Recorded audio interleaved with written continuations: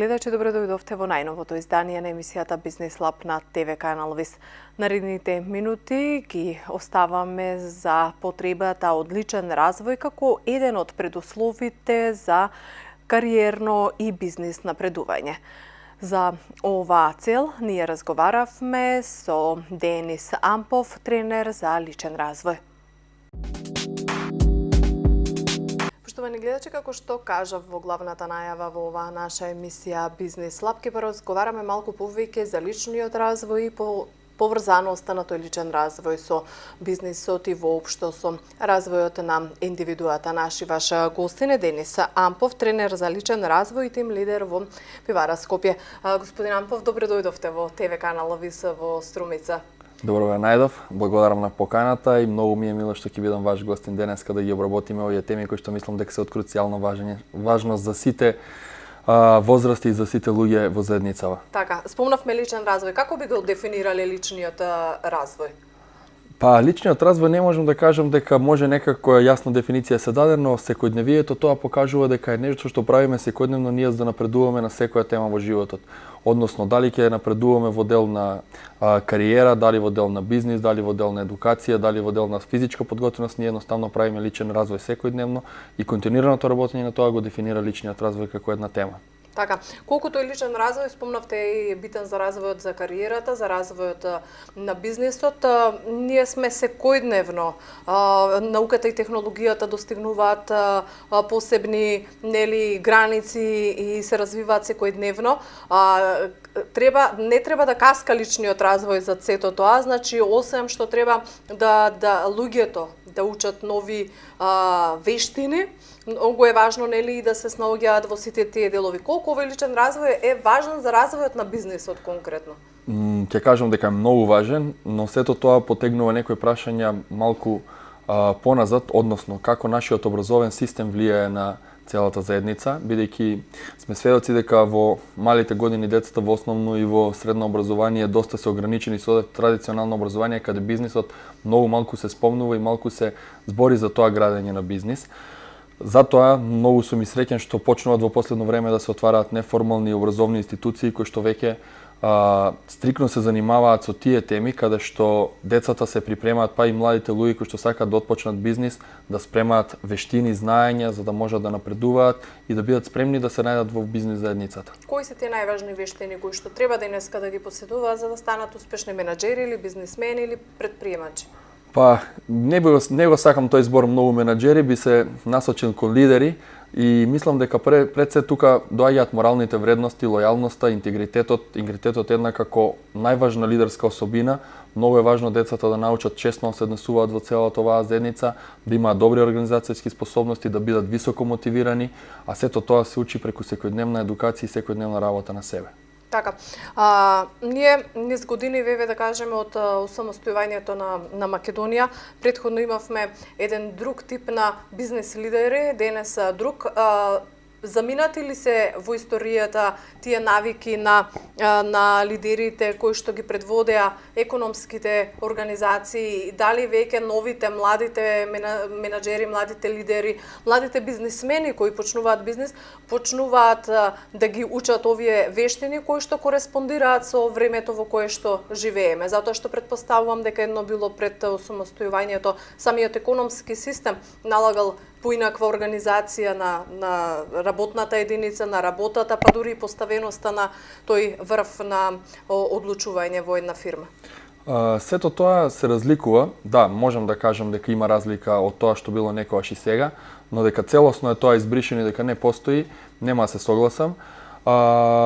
Бидејќи потекнува од самата структура на компаниите, бидејќи хиерархискиот систем веќе не е поставен како некогаш, значи веќе многу доаѓаат позиции каде еден лидер одговара за многу повеќе сектори и за многу работи, односно тоа се топ менаџерите кои што реално комуницираат со мал дел од компанијата, каде претходно тоа не се соочувало, каде можело до генерален директор да стигне и најниска ниво на работник. Сега, сите тие вештини треба да бидат многу добро совладани. Јас би кажал soft skills. Зошто? Затоа што сите тие менаџери кои што имаат soft skills и кои што знаат сега да се прилагодат во секакви услови, многу добро успеваат во бизнес заедницата. Сите останати кои што уште го имаат тој тврд систем на работа и се ограничени во однос на донесувањето на одлуки само преку хиерархискиот систем на топ менаџерите, имаат проблеми и се соочуваат со големи проблеми при односно резултатите кои што од нивните одлуки доаѓаат. Така, поголемите компании вложуваат во личниот развој на сите вработени, дали се зголемува, дали почнуваат и средните предпријатија, па дури и малите предпријатија да го чувствуваат, да ја чувствуваат потребата дека за успешно и работникот нели да ја даде својата продуктивност, својата ефикасност максимум треба и компаниите да вложуваат во нивниот личен развој. Стануваат ли популарни овие тренинзи, курсеви? Така е. Значи стануваат. Еве јас бидејќи доаѓам од пивара Скопје, компанија која што веќе неколку пати добива награда за општествена одговорност, преку која влијае на едукација на целото општество, како од најмали години на децата за здрав живот, како и преку студентите и младите невработени лица преку обуките во кои што создаваат менаџерски вештини. Ние како вработени имаме континуирана обука и континуиран развој, значи потекот на целата година, каде што напредуваме, но она што главно сакаме да го пренесеме е на средните компании, односно тоа се нашите клиенти кои што се на пивара Скопје на пазарот, да вршиме едукација нив, бидејќи доколку не се развива целиот бизнис сектор и целото општество, нема да може само со развивањето на пивара Скопје да оди целиот бизнис напред. Така да вложувањето и во средните компании доаѓа веќе од големите компании наметнато, за да можат и тие да резултираат и да бидат попродуктивни и ефективни на пазарот. Така, денеска за да се дојде до една работна позиција не е доволно само квалификациите кои што ги има на дипломата, туку исто така и целиот впечаток од составувањето на биографија до техниките на интервју за работа. Тоа е нешто што во формалниот образовен систем, како што спомнавме, не се изучува, меѓутоа неформалното образование пак е тука да ја пополни таа празнина. Од вашето искуство, од вашите тренинзи кои што ги имате и кои што ги работите, каков е впечатокот? Дали знаеме да составиме на кратка биографија? Дали ги знаат луѓето техниките за интервју за работа, затоа што некој пат тоа е тоа што ќе ја премине скалата за да дојде до кандидатот до одредено работно место? Да се навратам на првото прашање, значи барањето на работа кај нас се уште не е сватен како сериозен поим и како сериозна занимање, би го рекол, затоа што едно барање на работа е активна работа, за да се насочиме ние да пронајдеме правилната компанија за која што сакаме да работиме, правилната позиција, за да можеме да ги представиме своите квалификации, ние треба активно да се насочиме кон тоа. Во тој значи таа прва фаза при барањето треба буквално да бидеме темелни и да истражуваме за компаниите во кои што ќе аплицираме. И потоа доаѓа таа фаза која што треба ние да пренесеме нашата работна апликација за да можеме да оставиме добар впечаток и да бидеме повикани на едно интервју. Тука во тој дел би кажал дека Македонија е многу слаба и многу малце развиена, бидејќи сум видел многу CV-и кои што стигаат апликација за работи. Значи, навистина луѓето не посветуваат никакво внимание ниту во естетиката, ниту во информациите кои ги даваат, ниту пак во веродостојноста на информациите кои што се пишани во таа работна апликација. Затоа мислам дека неформалните институции треба многу повеќе да направат тренинзи и да направат маркетинг план, да дојде тоа до луѓето да сватат дека не е доволно тоа што го прават, за да можат едноставно да напреднат и има луѓе кои што се квалитетни, но поради лоша работна апликација не доаѓаат до можност да ги прикажат своите квалитети. Она што е важно во CV-то да се стави, тоа е многу важно, своите лични квалификации кои што ги имаат луѓето, не тие клише работи кои што ги пишуваат, кои што ги има на интернет во сите готови CV-а, туку баш треба своите лични квалитети да се изразат таму, бидејќи преку личните квалитети се донесува одлука за каков потенцијал една личност може да има и колку таа може да биде добра за иднината на компанијата, затоа што не секој пат компаниите се одлучуваат за кандидатот кој што е најдобар во моментот, него гледаат многу повеќе на потенцијалот, бидејќи таа личност доколку се развие ќе биде многу попродуктивна и ефективна во иднина за таа компанија. Така. Што е во делот на интервјуата за работа и тоа е мислам дека имаше барањето работа е работа со полно работно време. Така. Во тој дел сигурно и подготовките за интервју за работа, од самиот дрес код до тоа, го совладано ли е тоа или треба уште да се работи и да се стимулираат луѓето да сватат дека дури тоа интервју на работа не е обичен кафе муабет, туку е сепак разговор со тежина од кој што ќе зависи идната кариера и идното вработување на кандидатот кој што сака да дојде до одредено работно место. Луѓето, можам да кажам дека има напредок во тој дел. Значи, доколку погледнам од моментот кога јас сум бил, значи, на првото моје интервју пред 5,5 години така, па наваму кога ја дојдов до ситуација да интервјуирам луѓе за работа, значи, континуирано тој дел се развива, бидејќи не само дрес кодот, затоа што некој пати дрес кодот можеби и претеруваме со дотерување и средување за да импресионираме некој, но нормална бизнес casual варијанта е сосем доволна за да изгледаме културно и учтиво на едно интервју. Но во делот на говор, она што сакам да го истакнам е дека луѓето доаѓаат неспремни и очекуваат само прашање на кои што ќе одговараат. Најважна е почетната изјава, бидејќи со таа почетна изјава тие ги насочуваат работодавачите да разговараат за нив.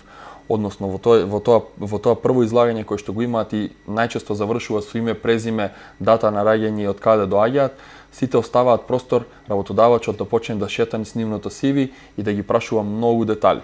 Доколку таа почетна изјава е квалитетна и ги кажат сите своји лични квалитети, своето образование, своите лични достигнувања на претходно работно искуство, доколку го имаат, свои лични достигнувања во образовниот систем, значи вие ќе ги насочите работодавачите конкретни прашања за тоа што сте окажали, веќе ќе зборите во својата зона, вие ќе префрлите интервјута на вашата страна и ќе можете да ги истакнете сите своји работи. Тоа е многу важен момент кој што треба сите луѓе кои што бараат работа да внимаваат и да почнат да работат на него. Потоа доаѓаат и моментот кога треба да се збори за компанијата и за работната позиција.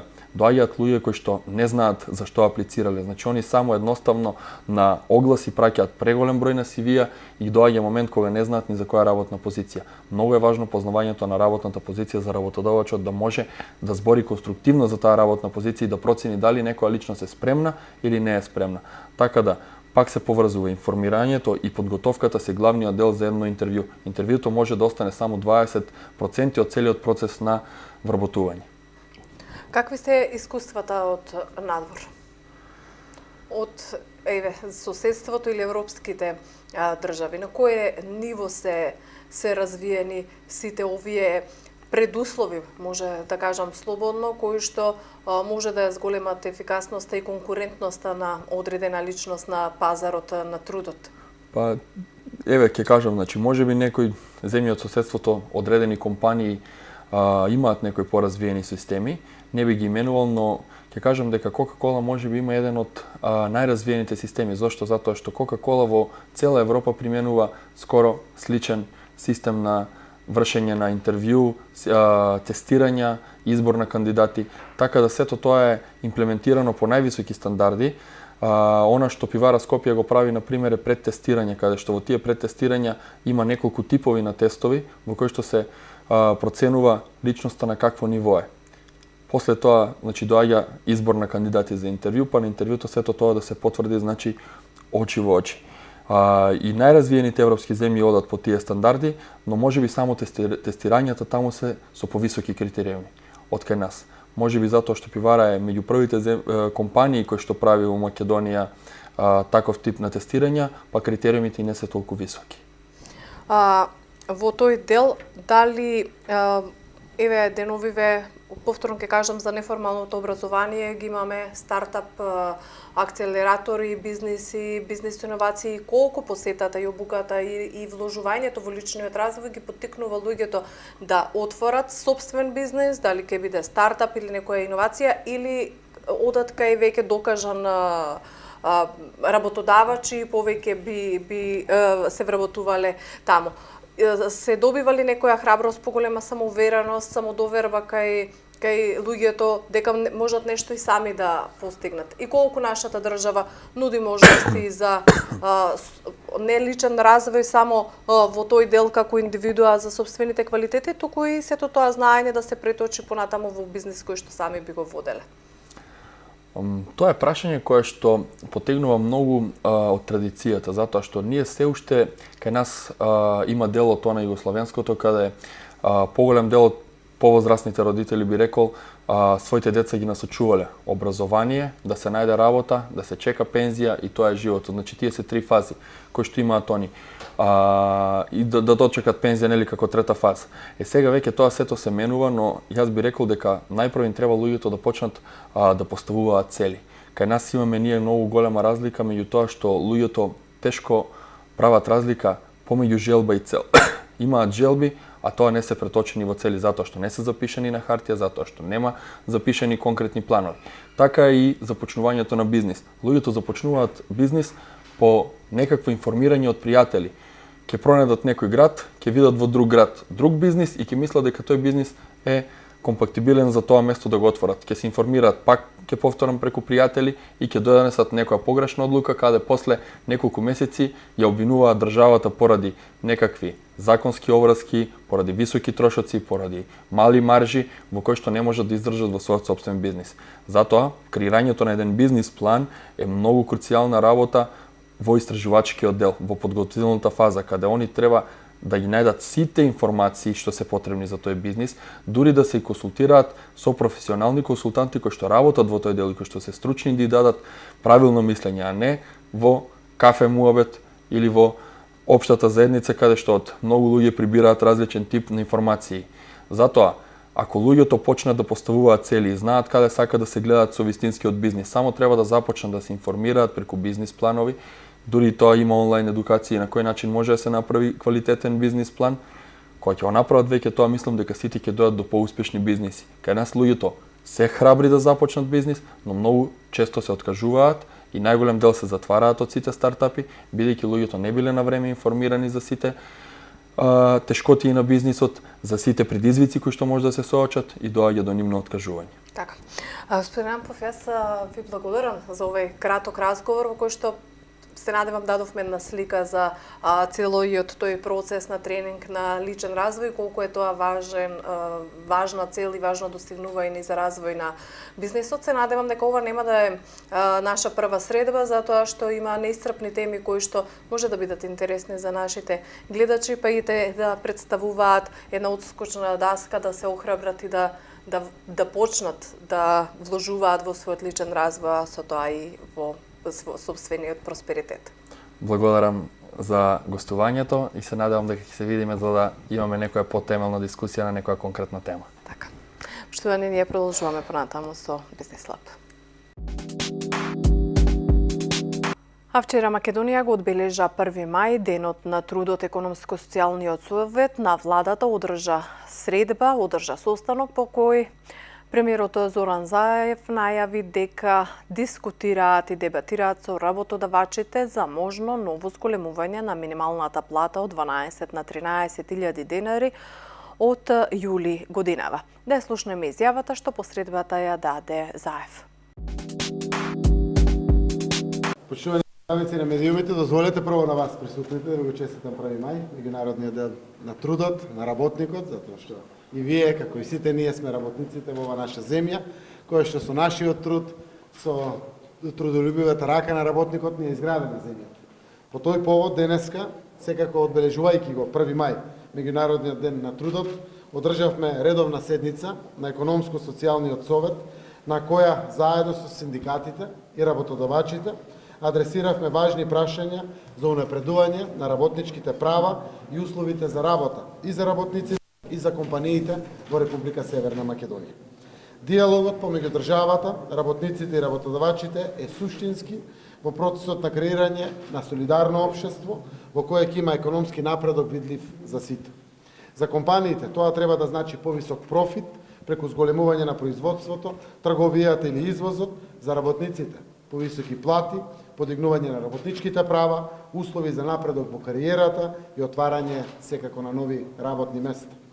Не случајно денеска ја свикавме редовната седница на Економско-социјалниот совет да ја испратиме пораката дека низ заедничка соработка и диалог може да ги оствариме овие цели. Од јуни 2017 до денеска Економско-социјалниот совет има одржано вкупно 16 седници на кои се разгледани повеќе законски прописи поврзани со остварувањето на работничките права и документи од областа на економско-социјалната област. На денешната редовна седница имавме прилика да ги слушнеме барањата на сите страни и преземавме обврски понатаму преку заеднички консултации со синдикатите и работодавачите да носиме одлуки кои ќе бидат во интерес на работниците и за развој на приватниот сектор. Позитивното време кое што веќе е втемелено во нашето општество и времето кое што е надежно за сите, навистина ја прават владата и државата да биде добар коректор и медијатор помеѓу работниците и работодавачите со победнички однос на сите страни во економско-социјалниот диалог. Владата на Република Северна Македонија, како лево ориентирана влада, досега и на дело покажа дека го застапува интересот на работниците. Првата работа што ја реализиравме беше зголемување на минималната плата на 12.000 денари за сите работници. Ја исправивме долгогодишната неправда кон работниците од кожарската и текстилната индустрија. Денеска и тие земаат минимална плата на исто ниво како и сите останати. Околу 90.000 работници денес земаат повисока минимална плата, а за таа цел се исплатени над 77 милиони денари државна подршка на фирмите за исплата на повисоката плата. Сериозно размислуваме и за ново зголемување на минималната плата оваа година, во тек се консултации со сите засегнати страни да го изнајдеме најсоодветниот модел. Денеска и тоа беше соодветна тема. Веруваме дека мај и јуни ќе ги искористиме за од 1 јули да ја зголемиме минималната плата на 13.000 денари. Диалогот продолжува и верувам дека ќе изнајдеме алатки и начини каде што сите чинители ќе бидат задоволни со ваквите чекори кон напредок. Податоците велат дека како резултат на зголемување на минималната плата, просечната плата се зголемила за 6,6% во февруари 2019 споредено со август 2017 пред покачувањето на минималната плата. Ако тоа го направиме во споредба со март месец, на кој што ги очекуваме податоците, веќе сме 8 и над 8% зголемување на просечната плата.